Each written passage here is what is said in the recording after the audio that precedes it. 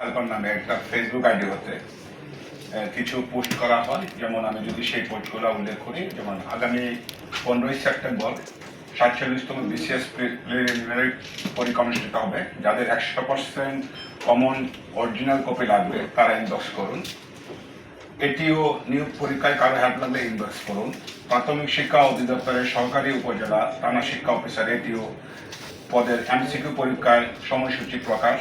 100% প্রশ্ন কমন দিব। যাদের জবটা লাগবে তারা ইনবক্স করবে।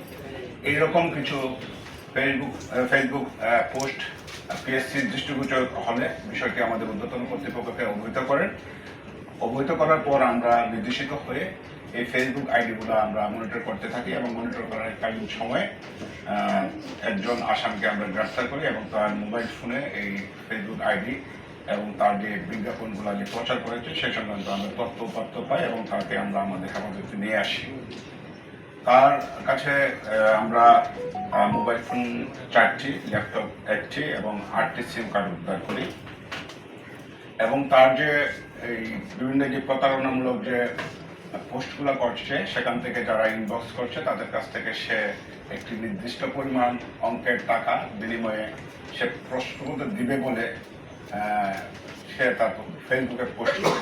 কিন্তু এই চক্রের সাথে আরও কেউ জড়িত আছে কিনা সে বিষয়টি আমরা খতিয়ে দেখছি। যদি আরও কেউ জড়িত থাকে তাহলে আমরা তাদেরকে আইনের আওতায় নিয়ে আসবো। এখন পর্যন্ত যে আমাদের কাছে যে তথ্য বা আসামকে জিজ্ঞাসাবাদ করে আমরা যেটি পেয়েছি সে মূলত একটা প্রতারক চক্রের সদস্য। কোনো প্রশ্নপত্র পাশ করা বা অন্য কোনো বিষয়ের সাথে তার সংশ্লিষ্টতা এখন পর্যন্ত পাওয়া যায়নি। আমরা বিষয়টি খতিয়ে দেখব। Thank you.